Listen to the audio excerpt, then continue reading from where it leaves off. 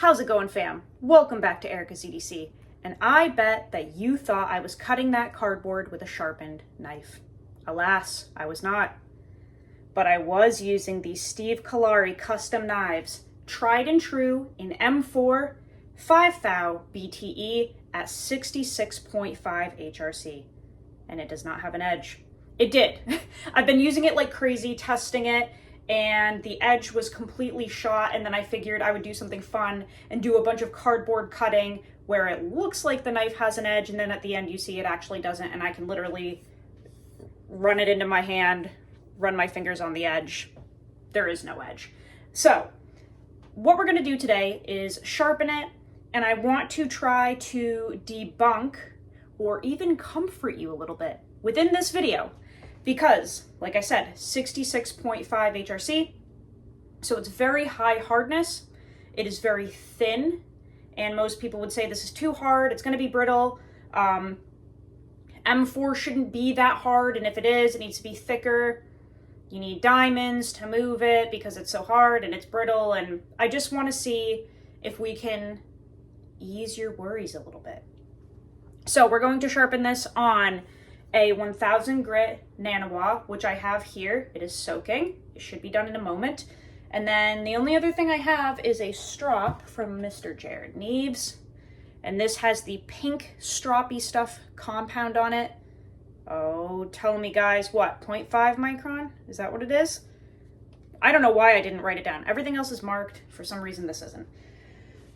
I want to say it's 0.5, but anyway, it's the pink stroppy stuff. It's the stuff that Steve himself loves.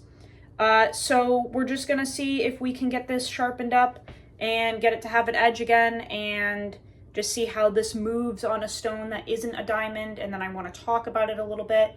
We're wearing got the guns out today. For the moms. got the guns out. So, I think we're gonna get into this, guys. Have you ever seen M4 that hard? Probably not. Probably not. Okay, let's get my little stone out, and I will lower you guys down here, but this knife is crazy. Crazy in terms of performance. I'm gonna have a full review on it after this sharpening. I just wanted to get the sharpening on camera because I feel like that's a really important part of a review. So this is kind of the final piece that we needed. Let me lower you guys down. Beep boop ba ba beep boop boop ba ba beep beep boop boop ba doo ba doo doo. I don't know how to add music in yet, so we're just gonna pretend that that's real music. Yeah, you guys can see just fine, right? Move this back, hold on. There we go. Okay, so 1000 grit Nanawa. I'm just spraying some water on it to keep it approximately as wet as your mom. And we're gonna just get right into this. I think I'll be able to sharpen this knife with a soaking stone, a Japanese water stone, but we'll see. Maybe I have to eat my words and it won't actually sharpen because it's too hard or whatever, but we'll see if we can move this on such a fine non-diamond stone. So this has a very small bevel, as do most of Steve's knives. I would actually say all of them, to be honest. All of them. This is just his style. He does extremely thin edges, extremely thin stock, extremely thin grinds. And that's just his style. He was a professional chef for like 15 freaking years, so it kind of makes sense. I love that he carried that into his knife making, and it's very much shown in the performance of his knives because they all are laser beams, as we call them.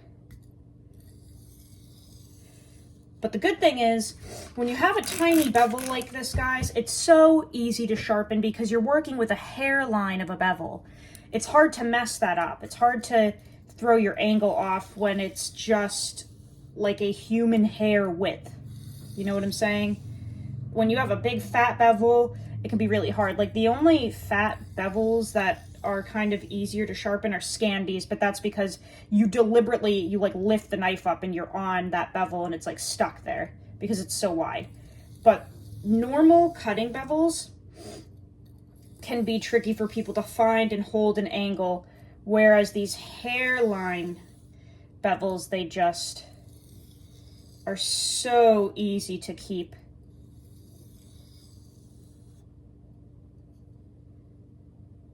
I have like a micro burr. This might not come up with a crazy burr because it's just so thin. But we'll see.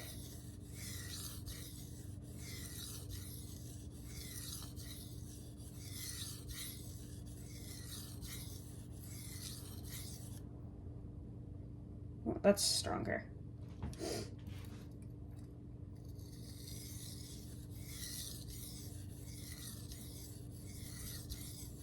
And I'm not applying any pressure because with these water stones, you do not want to dig into them. You will literally take chunks out. It's like clay. So you don't want to be putting a ton of pressure, just very light, guiding it there. Oh, yep. There we go. Okay. Perfect. I'm going to switch to the other side. Now, typically, I would do a deburring stroke. I'm going to see how it does just gently doing this because it's such a fine bevel, such a fine stone. I'm not worried about like breaking that burr off and damaging it. I think it's just going to naturally remove itself, especially because this steel is so hard. So we're just being nice and gentle.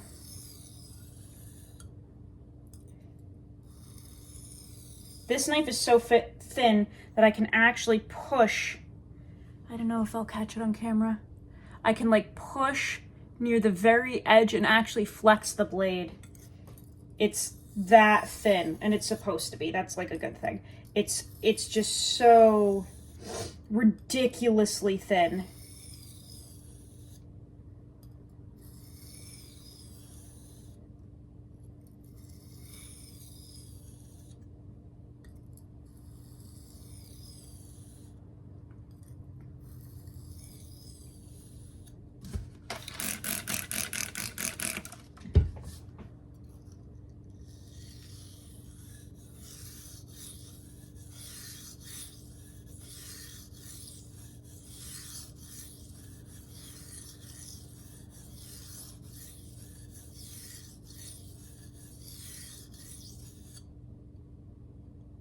Wow, already got a burr on this side too. I'm just gonna build it up with a few more passes.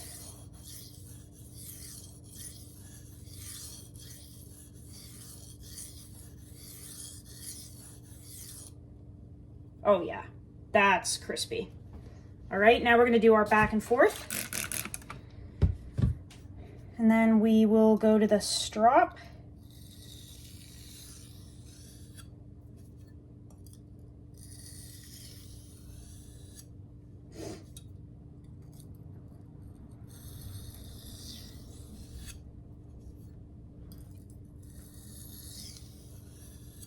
This is a dream to sharpen.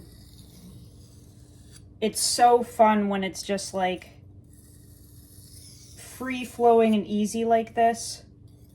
And I'm telling you, those hairline bevels are where it's at. If you're trying to learn how to sharpen, these are the easiest bevels to start on. It's very difficult to mess these up because they're just so thin.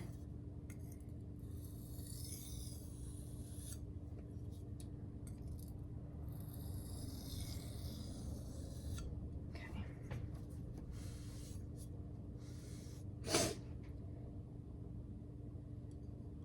Making sure I don't have any residual burr. Maybe a little bit on that side.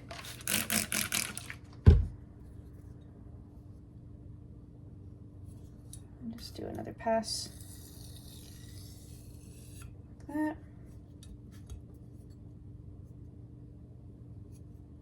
Make sure it didn't flip. Nope. Okay, let's go on to the strop. I'm gonna put this back in its little water tank. Beep beep.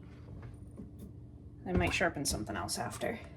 Do not store your stones in the water, guys. That's a no-no. Okay. Let me lift you up a little bit more.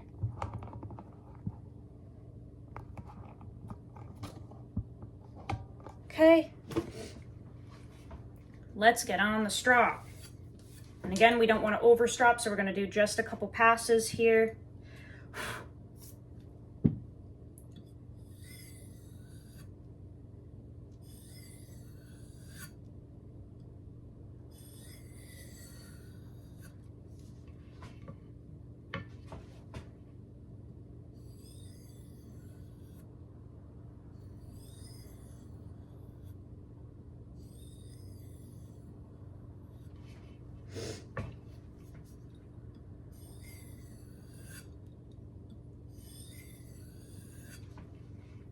I hope this works. It'll be kind of embarrassing if it doesn't.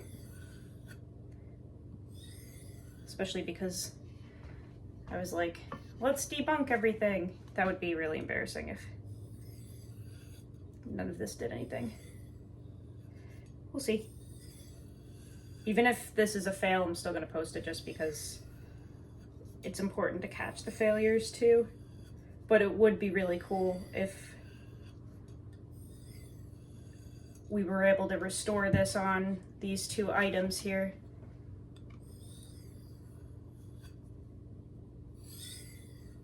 You can just hear how thin it is.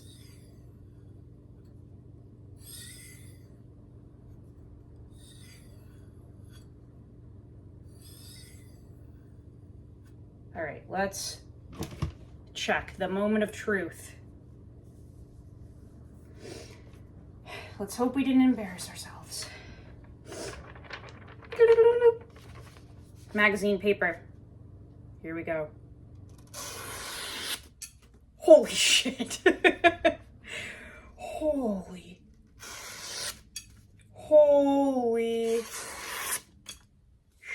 Nikes. That is... What the fuck? What the fuck? Good Lord. That is... Can you hear that? That is freakishly scary sharp now. Look at that. Holy hell.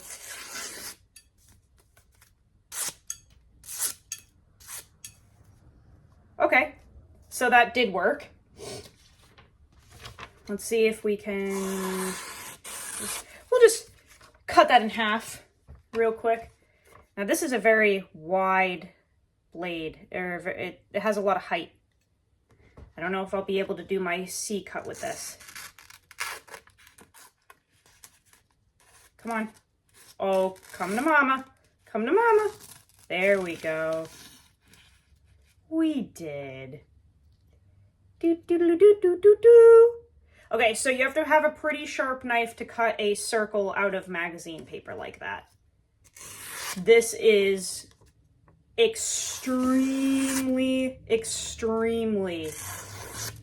sharp. That's wild. Okay. I want to talk about a couple of things, so I'm going to raise you back up to me. Okay. Let's talk about a couple of things. The first thing that I forgot to mention at the beginning of the sharpening is that I also included a food prep clip. Number one, because Steve was a professional chef, so I thought that the food prep thing would be an ode to his chef work, his professional chef career, if you will. Like I said, his knives are very much, even the EDC ones, even the hunting ones, they're inspired kind of by the essence of his last profession. They're extremely thin, they're extremely slicey, and you can tell that he did kitchen work for a very long time. So I did the food prep thing to just show how incredibly slicey this is, especially with the tomatoes and everything. But you'll notice in that clip, I didn't say anything, but I go to take the pit out of that avocado and you hear the pit. I was trying to get the knife in there to move it to the side and kind of pop it out, you know. It didn't move and the pit cracked. So I ended up using the knife, digging it into the pit and cracking it this way, and the pit just like split with the knife in it, and you hear this like pop. I thought for sure that was going to at least chip this edge. Avocado pits are no joke when you are tweaking a 5 thou BTE knife within them and they crack. So the fact that nothing happened to this, wild. I'm beyond impressed with this knife. M4 is a very tough steel in composition, so it makes sense to me that he brought this super thin, super slicey, and it's having zero issues. Also think it's very cool that we were able to use a Japanese waterstone on high hardness, brittle M4 that you can't sharpen unless you have diamonds. I think there seems to be a misunderstanding. Just because a steel is brought up to a high hardness does not mean it needs diamonds to move it. That, at least in my opinion, is a little more of a composition thing. Steels like Maximate, Rex 121, that are not only high hardness, but have good percentages of tungsten, for instance, in them, or high percentages of vanadium to make, vanadium carbides, tungsten in the mix to make just that crazy hard formation. That's kind of what you're going to need diamonds for. Just because a steel is brought up to high hardness does not instantly mean you need diamonds to sharpen it. in my opinion, looking into the composition is probably a better bet, because that was, you know, a very fine 1000 grit nanowa stone. It's a soak stone. It's not diamond.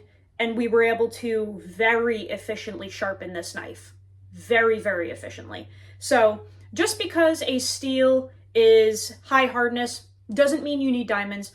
If you have a crap ton of vanadium carbide, for instance, you may, if it's also high hardness. And even the geometry guys, like if you have a pretty thick knife and you want to move steel quickly and efficiently, sometimes a coarse diamond stone is just going to be more time efficient. It's not always a necessity, but they can be more time efficient in removing material. So this high hardness M4 did not need diamonds whatsoever, responded beautifully to the soakstone, responded beautifully to the strop, and I would say that is a dang sharp edge. Dang sharp. So I hope that you guys enjoyed that. I'm going to have a full review of this knife coming soon. Go use your shit. Learn how to sharpen your knives. I'll see you guys on the next video. I love you so much, fam. Take care.